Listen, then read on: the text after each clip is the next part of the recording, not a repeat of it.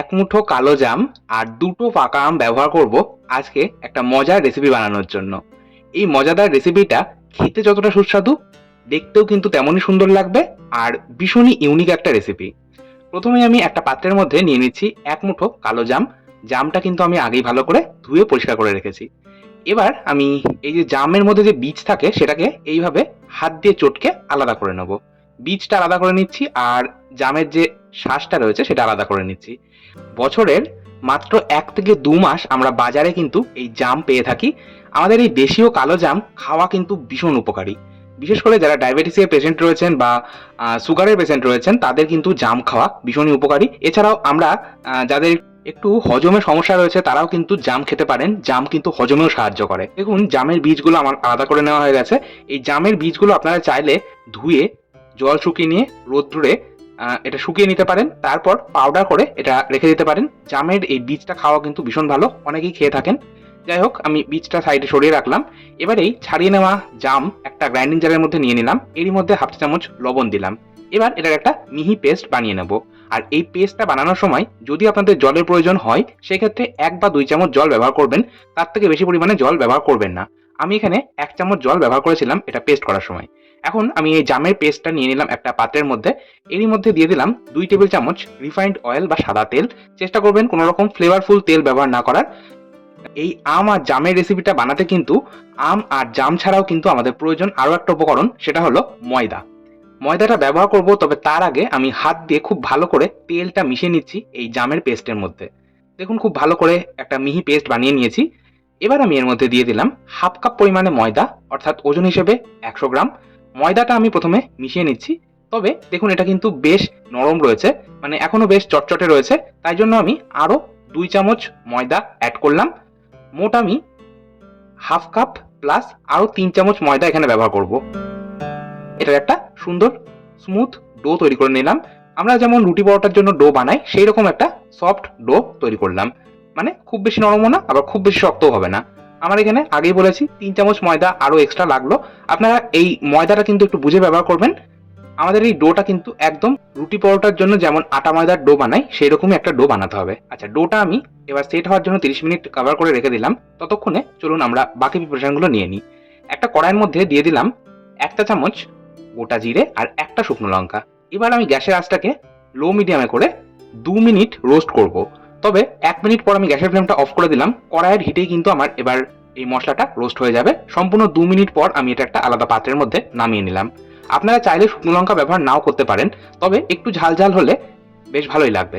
আচ্ছা, আমাদের আজকে পাকা আম প্রয়োজন এই রেসিপিতে, আগেই বলেছি। এখন আম কিভাবে এই রেসিপিতে ব্যবহার করব সেটাও আপনাদের দেখিয়ে দেবো। প্রথমে একটা হিমসাগর আম নিয়েছি। আমটা অবশ্যই ভালো করে ধুয়ে নিয়েছি। এখন মাথার কাছে অল্প করে ছুরি দিয়ে কেটে নেওয়ার পর খোসা সমেত এইভাবে স্লাইস করে নিলাম। এবার একটা ছুরির সাহায্যে এইভাবে আমি চৌকো আকারে কেটে নিচ্ছি। মানে আমরা ছোট ছোট কিউব আকারে এই আমের টুকরো করব, তার জন্য আমি ছুরি দিয়ে এইভাবে কেটে নিলাম। আপনারা চাইলে বটি দিয়েও করতে পারেন, তবে এইভাবে ছুরি দিয়ে যদি করেন তাহলে কিন্তু বেশ সুবিধাই হয়। এবার একটা চামচের সাহায্যে আমি এই ছোট ছোট আমের টুকরোগুলো একটা পাত্রের মধ্যে বার করে নিচ্ছি। আজকে আমরা যে রেসিপিটা বানাচ্ছি তাতে কিন্তু একটা স্টাফিং প্রয়োজন, সেই স্টাফিংটাই আমরা তৈরি করছি। আচ্ছা, আমের যে আটিটা রয়ে গেল তার উপর থেকে খোসাটা ছাড়িয়ে নিলাম। এবার আমি ছুরি দিয়ে সাইডগুলো কেটে নিচ্ছি। তারপর এই সাইডগুলো ছোট ছোট কিউব আকারে টুকরো করে নেব। দেখুন আমাদের স্টাফিং কিন্তু মোটামুটি তৈরি। এবার আমি একটা গ্রাইন্ডিং জার নিচ্ছি। প্রথমেই যে গোটা জিরে আর শুকনো লঙ্কাটা রোস্ট করে রেখেছিলাম সেটা গ্রাইন্ডিং জারের মধ্যে দিয়ে দিলাম। শুকনো লঙ্কাটা একটু ভেঙে দিচ্ছি।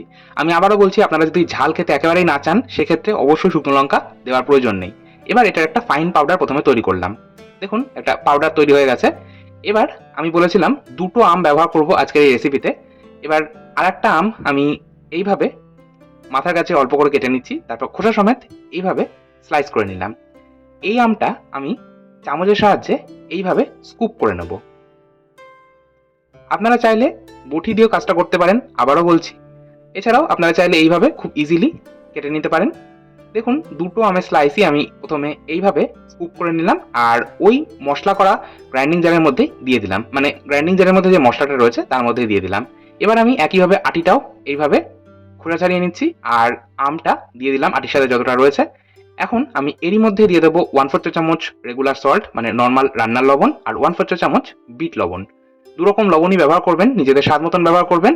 আর দুরকম লবণ ব্যবহার করলে টেস্টটা বেশি ভালো হয়। এর সাথে 2 টেবিল চামচ চিনি দিচ্ছি। আম বেশি মিষ্টি হলে চিনি অল্প দিলেও হবে, আবার নাও দিলেও চলবে। তবে আমি একটু মিষ্টি ব্যবহার করলাম। যাই হোক, এবার এটার একটা স্মুথ পেস্ট বানিয়ে নিলাম। আমাদের আজকে যে রেসিপিটা বানাচ্ছি তার সাথে একটা স্পেশাল চাটনি আমরা পরিবেশন করব। সেই স্পেশাল চাটনিটা কিন্তু মোটামুটি তৈরি। এটা একটা আলাদা পাত্রের মধ্যে নামিয়ে নিচ্ছি। এই স্পেশাল আমের চাটনি খেতে কিন্তু অসাধারণ লাগে। এই পাকা আমের চাটনির মধ্যে সবশেষে দিয়ে দিলাম একটা ছোট সাইজের পাতিলেবুর অর্ধেকটা, মানে পাতিলেবুর রসটা দিয়ে দিচ্ছি। এবার মিশিয়ে নিচ্ছি। পাতিলেবুর রস দিলে এই পাকা আমের চাটনির স্বাদ কিন্তু একটা আলাদা লেভেলে চলে যায়, অসাধারণ খেতে লাগে। একবার ভালো করে মিশিয়ে নিচ্ছি। আমাদের স্পেশাল পাকা আমের চাটনি একদম তৈরি। আচ্ছা, এই পাকা আমের চাটনিটা কিন্তু আমরা এখন নর্মাল ফ্রিজে রেখে দেবো। ঠান্ডা ঠান্ডা খেতে ভালো লাগবে। আর পাকা আমের চাটনি যদি ফ্রিজে না রাখা হয় তাহলে কিন্তু আবার কালো হয়ে যাবে, এই জন্যই ফ্রিজে রাখতে হবে। এবার অপর দিকে 30 মিনিট হয়ে গেছে। চলুন এবার আমরা এই ডোটা থেকে দুটো লেচি কেটে নেব। এখন একটা কিচেন টেবিলের ওপর আমি নিয়ে নিচ্ছি সামান্য গুঁড়ো ময়দা। গুঁড়ো ময়দাটা একটু হাত দিয়ে ছড়িয়ে নিলাম। এবার এই যে বড় বড় দুটো লেচি করে রাখলাম তার মধ্যে একটা লেচি নিয়ে নিলাম, আর গুঁড়ো ময়দা ছড়িয়ে এটা আমি একটা রোলিং পিন বা বেলনের সাহায্যে বেলে নেব। আর এই রুটিটা কিন্তু একদম পাতলা করে বেলতে হবে, যতটা সম্ভব বড় করে বেলতে হবে। সেই জন্য আমি কিচেন টেবিলের ওপর কাজটা করছি। আপনারা চাইলে চাকির ওপর রেখেও কিন্তু করতেই পারেন। এবার একটা বাটির সাহায্যে এইভাবে ছোট ছোট লুচি আকারে কেটে নেব। এই যে এক্সট্রা ময়দাটা রয়ে গেল এটা কিন্তু আমি সরিয়ে নিচ্ছি, আর এটা আমরা আবারও রিইউজ করব। এটা ফেলে দেওয়ার কিন্তু কোনো প্রয়োজন নেই। দেখুন আমাদের আজকে যে রেসিপিটা বানাবো তার জন্য শীট একদম তৈরি। এবার এক্সট্রা ময়দাটা থেকেও আমি একইভাবে লেচি করে নেব। আমাদের শীটগুলো একদম তৈরি হয়ে গেল। এবার একটা এরকম ছিদ্রযুক্ত থালা নিয়েছি। এরকম ছিদ্রযুক্ত থালা বা স্টেনার যেটাই আপনারা বলেন সেটা কিন্তু মোটামুটি সকলের বাড়িতেই থাকে। এইভাবে আমি থালার ওপর একটু তেল হাত দিয়ে মাখিয়ে নিচ্ছি। আপনারা চাইলে ব্রাশ করতে পারেন। চলে যাচ্ছি পরবর্তী স্টেপে। একটা কড়াইয়ের মধ্যে দিয়ে দিলাম বেশ খানিকটা পরিমাণে জল। জলটা এমনভাবে দেবেন যাতে আপনাদের আঙুলের একটা কর জলের নিচে থাকে। এবার আমি জলটা কভার করে গরম হতে দিলাম। গ্যাসের ফ্লেমটা লোতেই রেখেছি। অপরদিকে আমরা যে আমের টুকরো প্রথমে বানিয়ে রেখেছিলাম সেই ছোট ছোট কিউব আমের টুকরোর মধ্যে খুব সামান্য একটু বিট লবণ দিয়ে মাখিয়ে নিচ্ছি। আপনারা চাইলে নাও দিতে পারেন, তো বিট লবণ দিলে মিষ্টি ভাবটা ব্যালেন্স হয়, খেতে বেশ ভালোই লাগে। এবার যে ছোট ছোট লেচি বা শীট বানিয়েছি তার মধ্যে কয়েক টুকরো আম দিয়ে দিলাম। খুব বেশি পরিমাণে দেবেন না, জাস্ট 1 থেকে 2টো টুকরো ব্যবহার করবেন। এবার এইভাবে আমি একটা পুটলি মতন বানিয়ে নিলাম, ঠিক যেমন আমাদের গণেশজির মোদকের শেপ দিয়ে থাকি সেই রকমই বানিয়ে নিলাম। আর ওই তেল মাখানো থালার উপর নিয়ে নিচ্ছি। আরও একটা আমি এইভাবে নিয়ে নিচ্ছি শীট, তার উপর এইভাবে আমের কয়েকটা টুকরো দিয়ে আমি এইভাবে আমাদের পুলি পিঠার মতন আমি মুখটা সিল করে নিলাম। তৈরি করছি আজকে জামের মোমো। এই জাম ফ্লেভারের মোমো খেতে কিন্তু অসাধারণ লাগে। আমি দুটো মোমোর ডিজাইন দেখিয়ে দিলাম। এবার আরও একটা খুবই ইজি ডিজাইন আপনাদের দেখাচ্ছি। একইভাবে আমি মোমো শীট নিয়ে নিলাম। এবার আমি কয়েক টুকরো আম দিয়ে একটা সাইড এইভাবে শাড়ি বা ধুতির কুচির মতন করে নিয়ে অপর সাইডটা এইভাবে আমি ওই কুচিগুলোর সাথে আটকে নিলাম। একটু মুখটা ভালো করে আটকে নিতে হবে। আমাদের জামের মোমোর প্রিপারেশন ডান। অপরদিকে জলটাও তো গরম হয়ে গেছে। আমি থালাটা বসিয়ে দিলাম আর এটা কভার করে দিলাম। গ্যাসের আঁচটাকে আমি মিডিয়ামেই রাখবো।